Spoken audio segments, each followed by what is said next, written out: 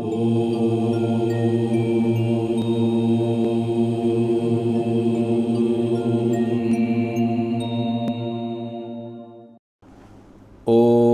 પરબ્રહ્મણે નમઃ. શ્રીમદ્ ભાગવત મહાપુરાણ દશમ સ્કંધ અધ્યાય 87. પરીક્ષિત રાજાએ પૂછ્યું, હે બ્રહ્મન, બ્રહ્મ તો કાર્યકારણથી બધી રીતે પર છે. મનવાણી દ્વારા સંકેત રૂપે પણ તેનો નિર્દેશ કરી શકાતો નથી. બીજી બાજુ શ્રુતિઓ તો માત્ર ગુણોના વિષયમાં જ કહી શકે છે. નિર્ગુણ તત્વનું સ્વરૂપ તો તેમના સામર્થ્યથી પર છે, તો પછી શ્રુતિઓ નિર્ગુણ બ્રહ્મનું પ્રતિપાદન કઈ રીતે કરે છે? શ્રી શુકદેવજીએ કહ્યું, પ્રિય પરીક્ષિત, ભગવાને મનુષ્યોના મન, બુદ્ધિ, ઇન્દ્રિયો અને પ્રાણોની સાથે વિષયોને પણ ઉત્પન્ન કર્યા છે, જેથી તેઓ તે વિષયોનો ઉપભોગ કરીને જીવન ધારણ કરી શકે. આમ કરવાથી સૃષ્ટિની પરંપરા પણ ચાલતી રહે. તેઓ ધર્મનું આચરણ પણ કરી શકે અને કર્મફળ ભોગવવાની સાથે સાથે પોતાના આત્મ સ્વરૂપને જાણીને સંસાર બંધનથી મુક્ત પણ થઈ શકે.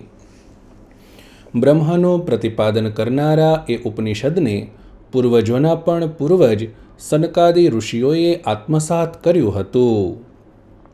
જેમને કોઈ પણ પ્રકારની કામના નથી, તેઓ જ આને શ્રદ્ધા દ્વારા ધારણ કરે છે અને તેઓ જ કલ્યાણ સ્વરૂપ પરબ્રહ્મ પરમાત્માને પ્રાપ્ત કરે છે. આ સંબંધમાં ભગવાન નારાયણ સાથે સંબંધ ધરાવતી એક કથા સંભળાવું છું. તેમાં દેવર્ષિ નારદજી અને ઋષિ શ્રેષ્ઠ નારાયણનો સંવાદ છે. એક સમયની વાત છે. ભગવાનના પ્રિય ભક્ત દેવર્ષિ નારદ વિભિન્ન લોકમાં ફરતા ફરતા ભગવાન નારાયણના દર્શન કરવા માટે બદ્રિકાશ્રમ ગયા. ભગવાન નારાયણ મનુષ્યોના અભ્યુદય માટે અને પરમ મોક્ષ માટે આ ભારત વર્ષમાં કલ્પના આરંભથી જ ધર્મ, જ્ઞાન અને સંયમપૂર્વક મહાન તપ કરી રહ્યા છે. નારદજી બદ્રિકાશ્રમ જઈને ભગવાન નારાયણને પ્રણામ કરીને વિનમ્ર ભાવે બેઠા અને તેમને એ જ બ્રહ્મ વિશે પ્રશ્ન કર્યો.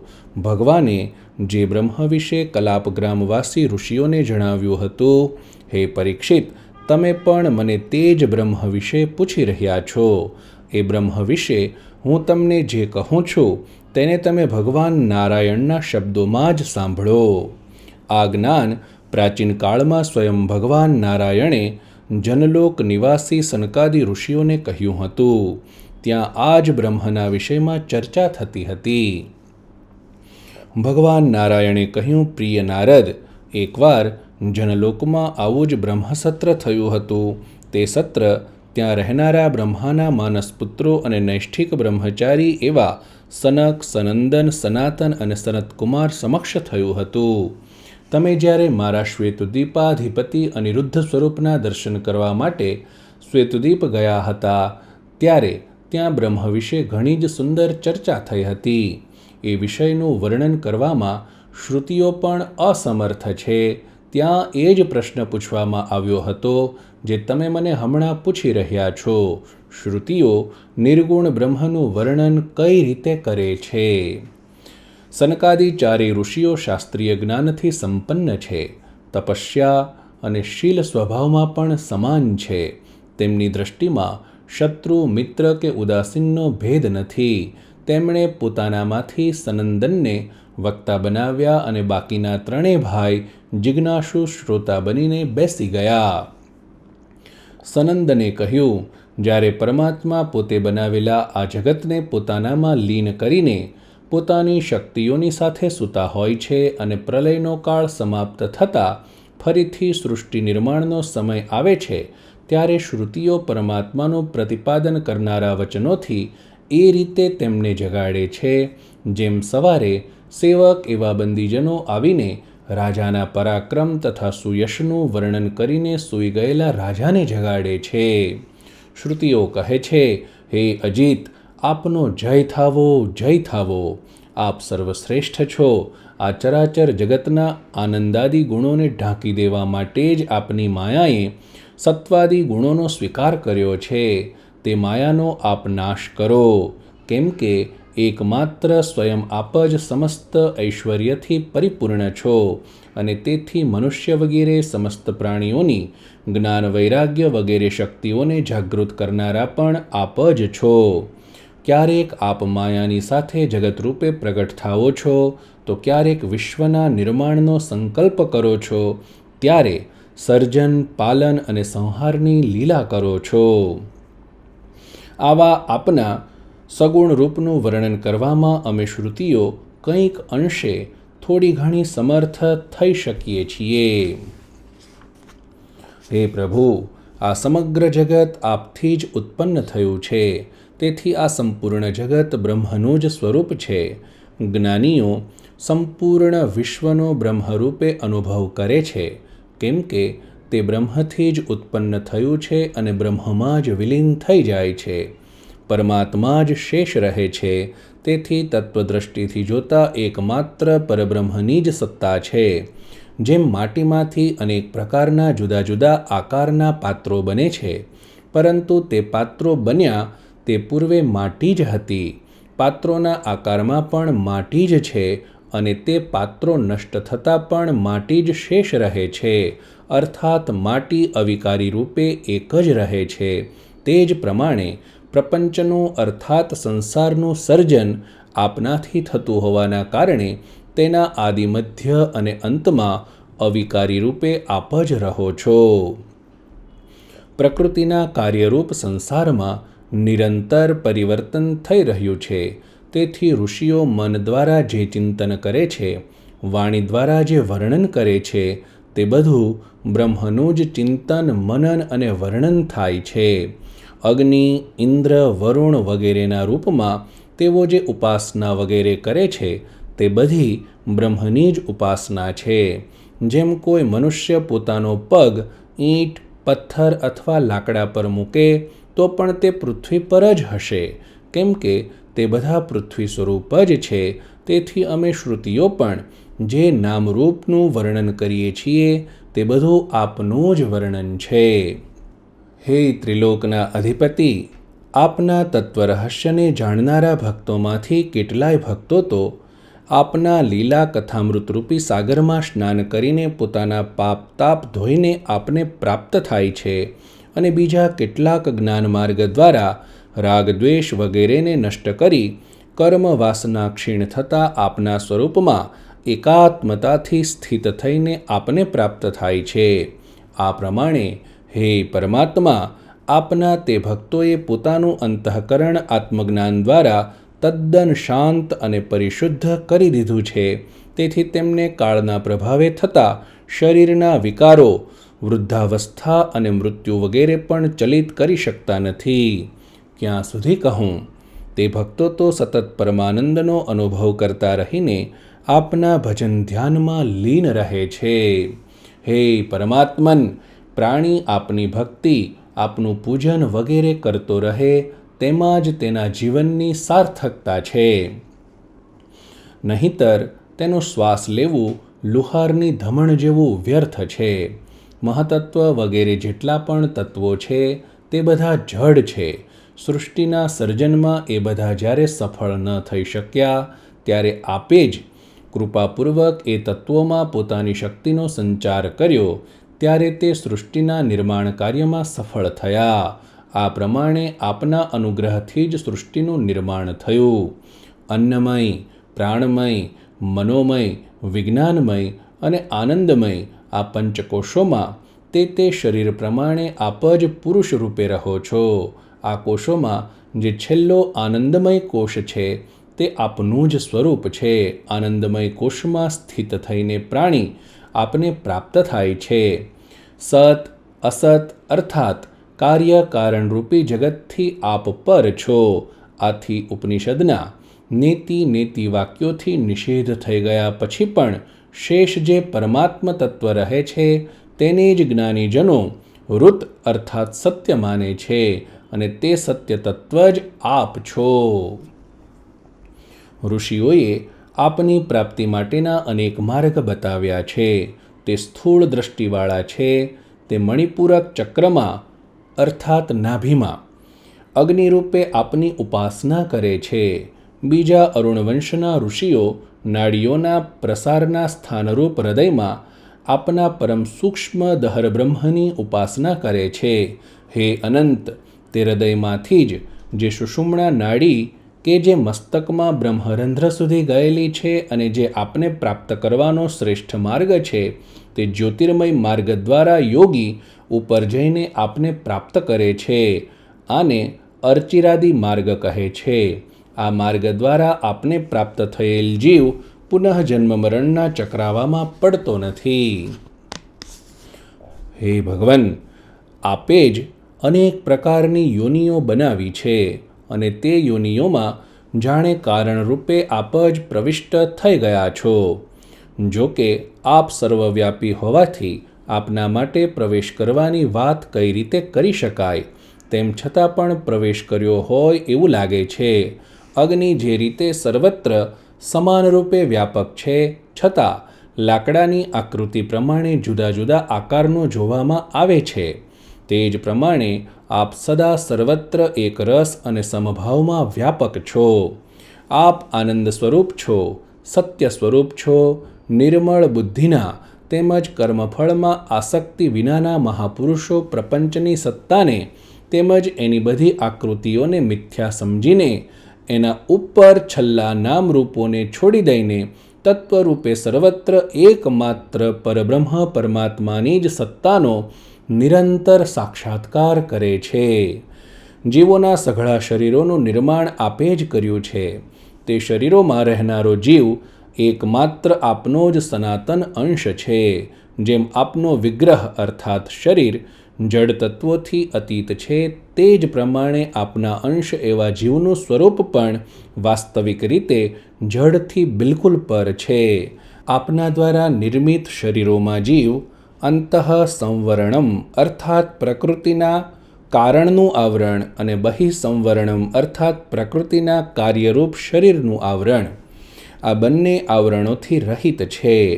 અર્થાત જીવ જડ પ્રકૃતિથી પર છે. જે રીતે આપનું વાસ્તવિક સ્વરૂપ શુદ્ધ ચેતન આનંદ સ્વરૂપ અને અવિનાશી છે, તે જ પ્રમાણે જીવ પણ ચેતન, અમળ, સહજ, સુખરાશિ અને અવિનાશી છે. તત્વજ્ઞાનીઓ એને સમસ્ત શક્તિઓને ધારણ કરનાર એવા આપનો જ સનાતન અંશ માને છે. જીવની આવી મહત્તાને સમજીને જ જ્ઞાનીજનો આપના ચરણોની ઉપાસના કરે છે, કારણ કે આપના ચરણોની સેવા પૂજા સંસારના આવાગમનને મિટાવી દે છે. એટલું જ નહીં, આપના ચરણો જ બધા પ્રકારના લૌકિક અને વૈદિક કર્મોનું સમર્પણ સ્થાન છે. એવા દ્રઢ નિશ્ચય સાથે આપની ઉપાસના કરીને આપના ભક્તો આપના પવિત્ર ધામ એવા વૈકુંઠને પામે છે. હે ઈશ્વર, પરમાત્મા તત્વનું જ્ઞાન પ્રાપ્ત થવું ઘણું કઠણ છે એવું જાણીને જીવો પર અનુગ્રહ કરવા માટે અને તેમનો સંસારના આવાગમનથી છુટકારો કરવા માટે આપ અનેક અવતાર ધારણની લીલા કરો છો. અમૃતના સાગર જેવી આપની તે લીલામાં ડૂબકી મારીને જીવો પોતાના સાંસારિક ક્લેશોરૂપી અવરોધોને શાંત કરે છે અને આ રીતે તેમનો સંસાર ચક્રમાં ભટકવાનો થાક પણ દૂર થાય છે. તેથી આપના ભક્તો આપના ચરણ કમળોના પ્રેમી એવા પરમહંસોના સત્સંગમાં જ અનંત આનંદનો અનુભવ કરતા રહીને પોતાના ગૃહસ્થ જીવનને પણ વિસારી દે છે.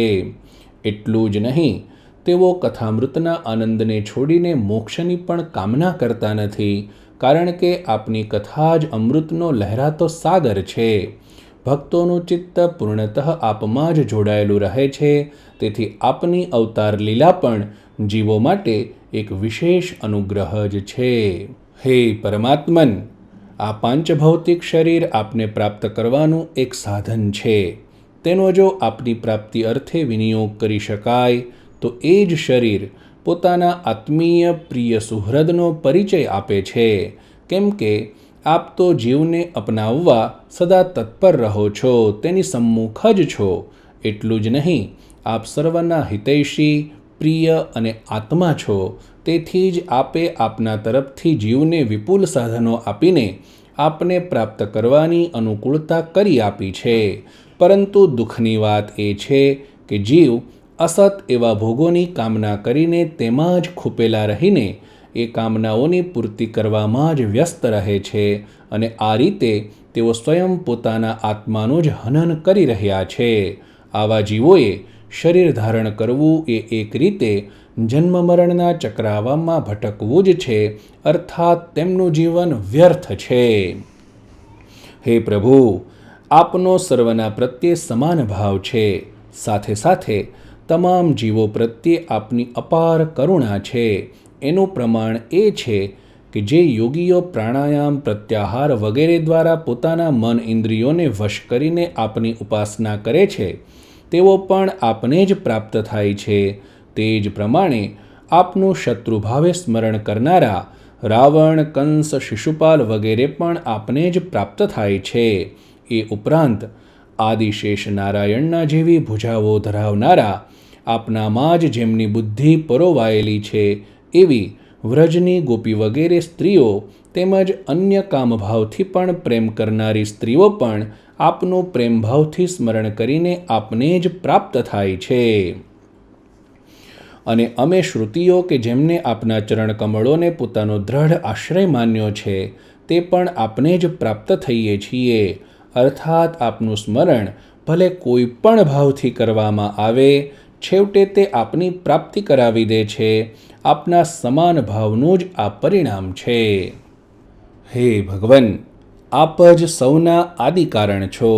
સર્વપ્રથમ પ્રજાપિતા બ્રહ્માજી આપનામાં જ ઉત્પન્ન થયા છે. તે પછી આધ્યાત્મિક અને આધિદૈવિક બંને પ્રકારના દેવતાઓ, અર્થાત શરીરમાં રહેનારા મન અને ઇન્દ્રિયોના અભિમાની દેવતા એટલે આધ્યાત્મિક દેવતા અને બહારના અન્ય લોકપાલ દેવતા એટલે આધિદૈવિક દેવતાઓ, તેઓ સર્વે આપમાંથી જ ઉત્પન્ન થયા છે.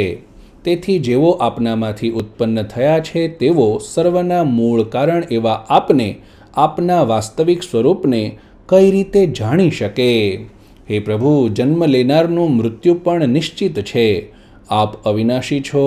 આપ સમગ્ર પ્રપંચ પોતાનામાં લીન કરીને શયન કરો છો ત્યારે ન તો કારણ રહે છે કે ન કાર્ય રહે છે.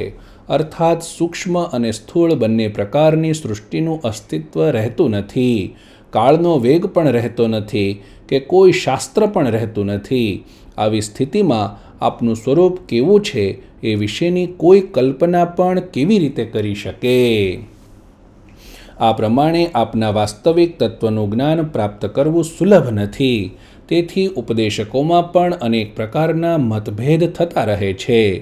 તેમનામાંથી થોડાક જે નાસ્તિકવાદી છે તે કહે છે કે આ સંસારની ઉત્પત્તિ જડથી થઈ છે, અર્થાત સ્ત્રી પુરુષના સંયોગથી પ્રકૃતિ દ્વારા આ સંસાર ઉત્પન્ન થયો છે. જે ઉત્પન્ન થાય છે તેનો નાશ પણ થાય છે. તેમાં પણ પ્રકૃતિ જ કારણ છે. કેટલાક લોકો દુઃખોના નાશને જ મુક્તિ માને છે. બીજા કેટલાક લોકો કર્મ અને તેના ફળને સત્ય માને છે તથા અન્ય કેટલાક લોકો આત્માના અનેક રૂપો છે એમ કહે છે. એ બધા જ ભ્રમવશ આરોપ કરીને જ આ પ્રમાણે કહે છે. કેટલાક લોકો જીવને ત્રિગુણાત્મક કહે છે. વાસ્તવમાં આ બધા તર્કો અજ્ઞાનને કારણે છે. હે પ્રભુ, આપ તો જ્ઞાન સ્વરૂપ છો અને જીવનું વાસ્તવિક સ્વરૂપ પણ આપની જેમ જ્ઞાન સ્વરૂપ જ છે. પરંતુ જીવ પોતાના આત્મ સ્વરૂપને ભૂલીને માયાના ચક્રાવામાં ભ્રમિત થયો હોવાથી તે પોતાના સ્વરૂપને જાણી શકતો નથી. જ્ઞાન સ્વરૂપ એવા આપનામાં આ પ્રકારના ભ્રમને કોઈ સ્થાન નથી. મનુષ્યથી મન સુધીનું જે આ ત્રિગુણાત્મક જગત છે એ પ્રકૃતિનું કાર્ય હોવાથી અસત છે, પરંતુ તેના આધાર આપ છો અને આપ જ તેમાં પરિપૂર્ણ રૂપે રહેલા હોવાથી તે અસત હોવા છતાં પણ સત જેવું પ્રતીત થાય છે. આત્મજ્ઞાનીની બ્રહ્મદ્રષ્ટિ હોવાથી તેના માટે સમગ્ર વિશ્વ બ્રહ્મમય જ છે. બ્રહ્મજ્ઞાની જગતને આપનું જ સ્વરૂપ જુએ છે. તે માયાનો સ્વીકાર કરતો નથી. તેથી તેનું વિશ્વને સત્ય માનવું પણ ઉચિત જ છે. જેમ સોનાના આભૂષણોમાં તત્વરૂપે સોનું જ સમજનાર આભૂષણોની આકૃતિને મિથ્યા માનીને સોનાની જ કિંમત સમજે છે, તે જ રીતે તત્વજ્ઞાની માયાથી બનેલી આકૃતિઓને મિથ્યા માનીને અધિષ્ઠાન રૂપે આપને જ જુએ છે, કેમ કે આ વિશ્વનું સર્જન કરીને આપે જ તેમાં પ્રવેશ કર્યો છે. આ પ્રમાણે બધા પ્રાણીઓમાં આપ જ પ્રકાશિત થઈ રહ્યા છો એવું જાણીને આપના અનન્ય ભક્તો બધામાં પરમાત્મા ભાવ રાખીને બધા પ્રાણીઓની સેવાને આપની જ સેવા સમજે છે. તેવા મહાપુરુષોની બધી ક્રિયાઓ આપની સાથે જ થતી હોવાથી તેવા મહાપુરુષો મૃત્યુના મસ્તક પર પગ મૂકે છે. તેમનું મન આપનામાં પરોવાયેલું રહેવાને લીધે તેઓ પરમ પવિત્ર હોય છે. આથી તેઓ જન્મ મૃત્યુના ચક્રાવામાં ફસાતા નથી. પરંતુ જેઓ આપની ભક્તિથી વિમુખ છે તેઓ વિદ્વાન હોવા છતાં આપની વેદવાણી કે જેમાં કર્મફળનું વર્ણન છે તેમાં રચ્યાપચ્યા રહેવાથી કર્મફળની કામના તેમને બંધનકારક બને છે, અને જેમ પશુને બાંધીને તેમની પાસે કામ લેવામાં આવે છે તે જ પ્રમાણે કર્મફળ આપનારી વેદવાણીમાં ફસાઈને કર્મ કરતા રહે છે. પુણ્ય પાપના ફળ સ્વરૂપે તેમના જન્મ મરણના ફેરા ટળતા નથી, પરંતુ આપના ભક્તો તો આપને પામી જતા હોય પુનઃ સંસારમાં આવતા નથી. તેથી આપની ભક્તિ જીવોને માટે સર્વોત્તમ છે. હે પ્રભુ, આપ મન, બુદ્ધિ, ઇન્દ્રિયો વગેરેથી રહિત હોવા છતાં બધી ઇન્દ્રિયોની શક્તિને ધારણ કરનારા છો. આપ સ્વયં પ્રકાશ સ્વરૂપ છો. સર્વ પ્રાણીઓની સર્વ પ્રકારની શક્તિના સ્ત્રોત પણ આપ જ છો. તેથી બધા દેવતાઓ પોતપોતાના ઉપહાર આપને સમર્પિત કરે છે અને પુનઃ આપની પાસેથી જે વસ્તુઓ પ્રાપ્ત કરે છે, ઇન્દ્રિયોના દેવતા રૂપે તેઓ તે વિષયોનો ભોગ કરે છે. હે ભગવન, આ બધી આપની જ પૂજા છે. જે પ્રમાણે કોઈ સમ્રાટને આધીન રહેનારા સામંત રાજાઓ પ્રજા પાસેથી કર લઈને સમ્રાટને આપે છે અને સમ્રાટ પાસેથી મળે તેનો ઉપભોગ કરે છે, તે જ પ્રમાણે દેવતાઓ પણ આપના દ્વારા બધા ભોગો પ્રાપ્ત કરીને તેમનો ઉપભોગ કરે છે અને આપનાથી ભયભીત થતા રહીને વિશ્વ નિર્માણના કાર્યમાં જેમને આપે જ્યાં નિયુક્ત કર્યા છે તેઓ પોતપોતાના કાર્યમાં સાવધાનીપૂર્વક જોડાયેલા રહે છે. હે નિત્યમુક્ત પરમેશ્વર, આપ જ્યારે લીલા કરવાની ઈચ્છા કરો છો ત્યારે આપના સંકલ્પ માત્રથી સ્થાવર જંગમ વસ્તુઓ, દેહ, પ્રાણી આ બધી નામરૂપાત્મક સૃષ્ટિ બની જાય છે. તે સમયે પૂર્વ સંસ્કારોથી યુક્ત થઈને બધા પ્રાણીઓ ઉત્પન્ન થાય છે. આપ તે સર્વમાં આકાશની જેમ બધાથી અસંગ રહો છો. આપ સર્વવ્યાપી છો, સર્વશ્રેષ્ઠ છો, પરમ છો. ન તો કોઈ આપનું પોતાનું છે કે ન પરાયું છે. તેમ છતાં જેઓ આપની ભક્તિ કરે છે તે આ જન્મ મૃત્યુના ચક્રાવામાંથી છૂટીને આપના પરમપદને પ્રાપ્ત થઈ જાય છે. હે ધ્રુવ સત્ય સ્વરૂપ પરમાત્મન, પ્રાણીઓ અસંખ્ય છે.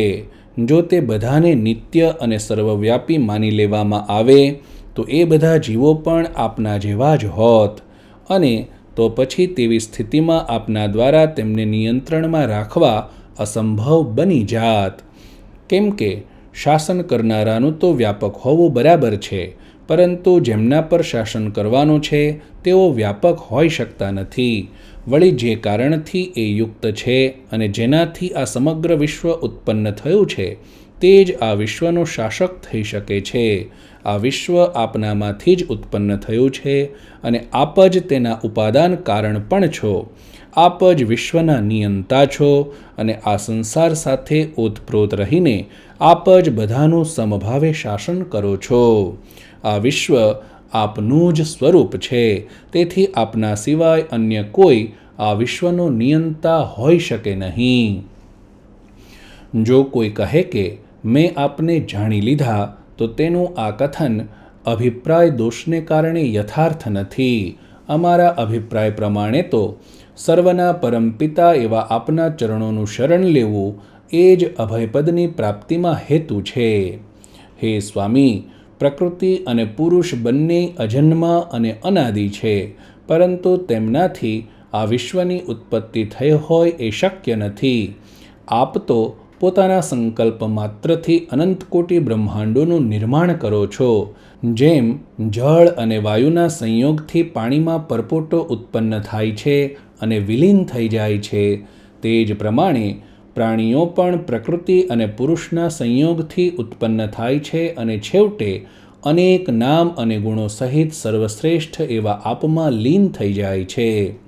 જેમ નદીઓ પોતાના નામરૂપ છોડીને સમુદ્રમાં સમાઈ જાય છે, મધમાં જેમ બધા ફૂલોનો રસ સમાયેલો હોય છે, તેમ આપનામાં બધા જીવો સમાયેલા હોય છે.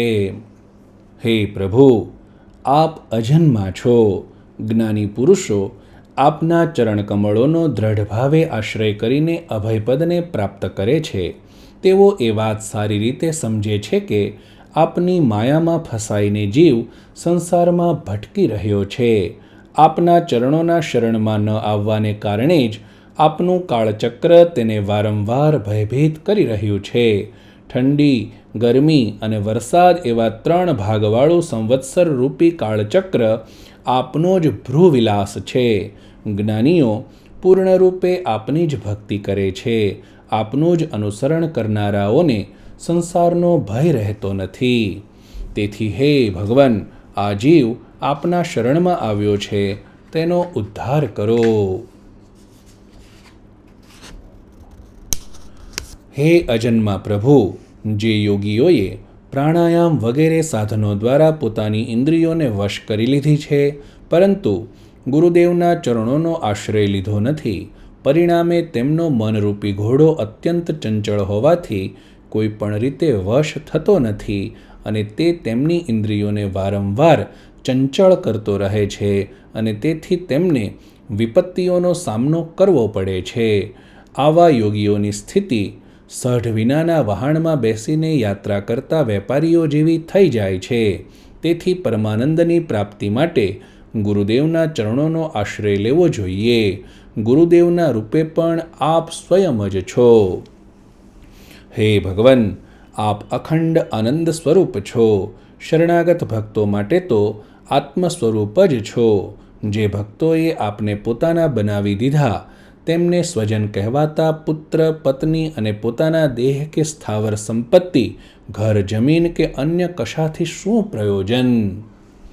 આ સત્યને વિસારીને જે લોકો આનંદ માટે સંસારમાં તલ્લીન રહે છે અને વિષયોની પાછળ ભટકે છે, તેમને વિષયો પોતે જ વિનાશી અને સારહીન હોવાને કારણે ભલા ક્યું સુખ આપી શકે? તેથી મનુષ્યે પરમાનંદ સ્વરૂપ એવા આપનું જ ભજન કરવું જોઈએ. હે ભગવાન, જે સંત મહાત્માઓએ આપના ચરણોને પોતાના હૃદયમાં સ્થિત કરી દીધા છે, એવા સંત મહાત્માઓ મદ, માત્સર્ય વગેરે વિકારો વિનાના છે અને તેઓ આ ધરાતળ પર અત્યંત પવિત્ર અને તીર્થ સ્વરૂપ છે.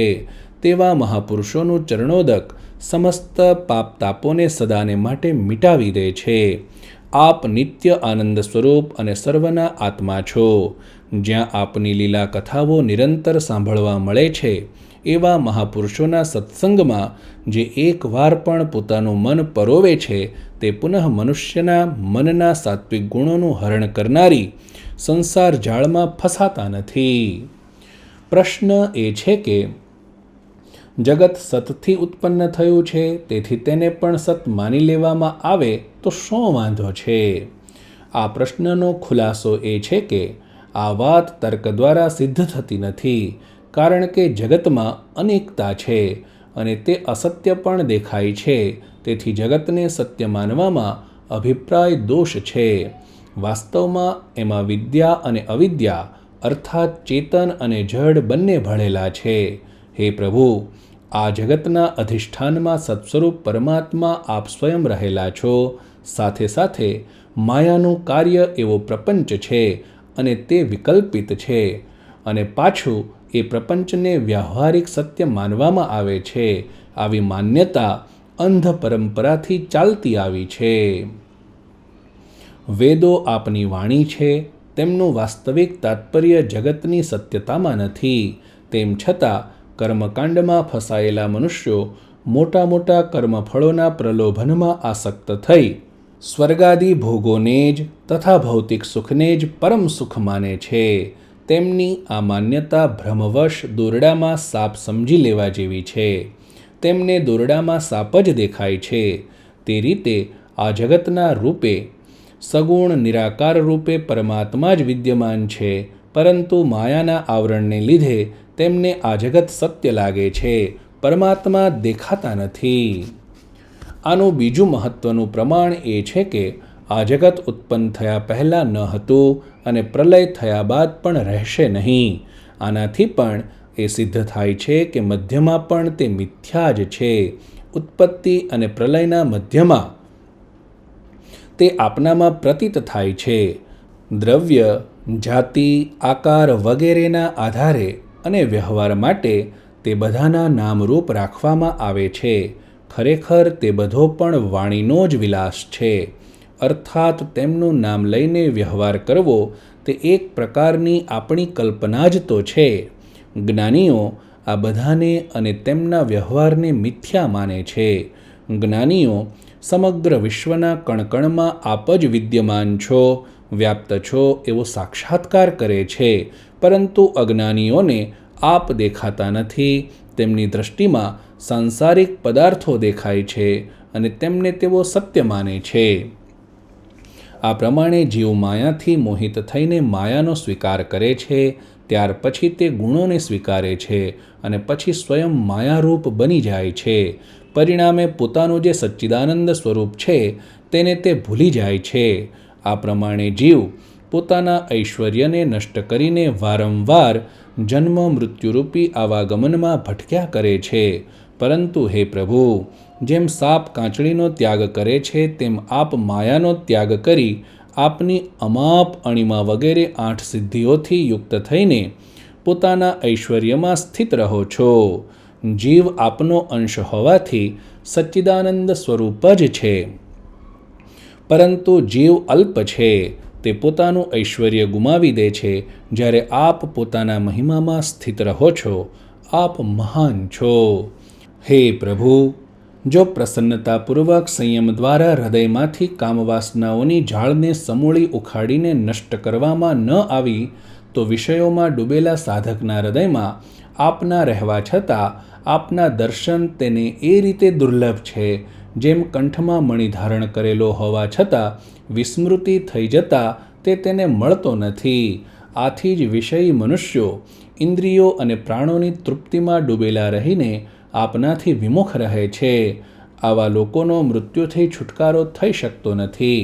આપના સ્વરૂપના અજ્ઞાનને કારણે તેમને મૃત્યુ બાદ નરકની યાતનાઓ ભોગવવી પડે છે અને આ રીતે આલોક અને પરલોક બંનેમાં એમને દુઃખો પ્રાપ્ત થાય છે. હે સગુણ, હે પરમાત્મા, આપને જાણનાર આપનો ભક્ત પુણ્ય અને પાપના ફળને અહીં જ ત્યજી દે છે. જ્યારે પુણ્ય પાપનું ફળ તેને સ્પર્શ કરતું નથી ત્યારે અન્ય દેહધારીઓ માટે જે વેદવાણી છે તેનો પણ તે સ્વીકાર કરતો નથી, કારણ કે તેણે પોતાના વાસ્તવિક સ્વરૂપને અર્થાત આપને પ્રાપ્ત કરી લીધા છે. આપને પ્રાપ્ત કરી લેવા એ જ શાસ્ત્રોનો છેવટનો સિદ્ધાંત છે. આપના ભક્તોએ દરેક યુગમાં આપની લીલાઓ, ગુણોનું ગાન કર્યું છે.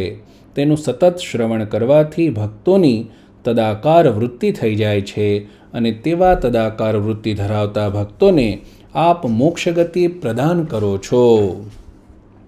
હે ભગવન, આપની ભીતર સપ્ત આવરણો સહિત અનેક બ્રહ્માંડો રહેલા છે. અનંત કોટી બ્રહ્માંડ નાયક એવા આપમાં તે બધા બ્રહ્માંડો એ રીતે ઘૂમી રહ્યા છે જેમ આકાશમાં રજકણો. આશ્ચર્યની વાત તો એ છે કે આપના આદિ અંતનું આપ સ્વયં પણ વર્ણન કરી શકતા નથી, તો પછી સાધારણ અન્ય જીવો એને કઈ રીતે જાણી શકે? તે બધા બ્રહ્માંડો કાળના વેગથી ઘૂમી રહ્યા છે, જેમનો અંત આપનામાં જ છે એવી અમે શ્રુતિઓ પણ નેતિ વાક્યો દ્વારા આપના સિવાયની વસ્તુઓનો નિષેધ કરતાં કરતાં અમારો પણ નિષેધ કરી દઈએ છીએ અને છેવટે આપમાં જ પોતાની સમાપ્તિ કરીને સફળ થઈ જઈએ છીએ. ભગવાન નારાયણે કહ્યું, દેવર્ષિ નારદ, આ પ્રમાણે સનકાદિ ઋષિઓએ આત્મા અને બ્રહ્મ અર્થાત પરમાત્માની એકતાને સિદ્ધ કરતો ઉપદેશ સાંભળીને આત્મ સ્વરૂપનો સાક્ષાત્કાર કર્યો. તેઓ નિત્ય સિદ્ધ હોવા છતાં પણ તેમના ઉપદેશથી જાણે કૃતકૃત્ય થઈને તેમણે સનંદન ઋષિની પૂજા કરી. નારદજી, સનકાદિ ઋષિઓ સૃષ્ટિના આરંભમાં ઉત્પન્ન થયા હતા, તેથી તેઓ બધાના પૂર્વજ છે. તે આકાશગામી મહાત્માઓએ આ પ્રમાણે સમસ્ત વેદો, પુરાણો અને ઉપનિષદોનો સાર નીચોવી લીધો છે. એ બધા શાસ્ત્રોનો સાર છે. હે દેવર્ષિ, તમે પણ તેમની જેમ બ્રહ્માજીના માનસપુત્ર છો, તેમની જ્ઞાન સંપત્તિના અધિકારી છો. તેથી તમે પણ આ બ્રહ્મવિદ્યાને ધારણ કરો અને સ્વચ્છંદ ભાવે પૃથ્વી પર વિચરણ કરો. આ વિદ્યા સમસ્ત વાસનાઓને ભસ્મ કરનારી છે. શ્રી સુખદેવજી કહે છે, હે પ્રિય પરીક્ષિત, દેવર્ષિ નારદ અત્યંત સંયમી, જ્ઞાની, પૂર્ણકામ અને નૈષ્ઠિક બ્રહ્મચારી છે. ભગવાન નારાયણ દ્વારા અપાયેલા ઉપદેશને તેમણે બહુ શ્રદ્ધાથી સાંભળ્યો અને આ પ્રમાણે કહ્યું. દેવર્ષિ નારદજીએ કહ્યું, હે ભગવન, આપ સચ્ચિદાનંદ સ્વરૂપ શ્રી કૃષ્ણ છો. આપની કીર્તિ પરમ પવિત્ર છે. આપ સમસ્ત પ્રાણીઓના પરમ કલ્યાણ માટે જ મનોહર અવતાર ધારણની લીલા કરો છો. હું આપને પ્રણામ કરું છું. પ્રિય પરીક્ષિત, આ પ્રમાણે આદિ ઋષિ ભગવાન નારાયણને અને તેમના શિષ્યોને નમસ્કાર કરીને દેવર્ષિ નારદ મારા પિતા શ્રી કૃષ્ણ દ્વૈપાયનના આશ્રમે સિધાવી ગયા. ત્યાં મારા પિતા શ્રી વ્યાસજીએ તેમનો યથોચિત સત્કાર કર્યો. નારદજી આસન ગ્રહણ કરીને બેસી ગયા. ત્યાર પછી તેમણે ભગવાન નારાયણના મુખેથી સાંભળેલી બ્રહ્મ સંબંધી ચર્ચા શ્રી વ્યાસજીને કહી સંભળાવી.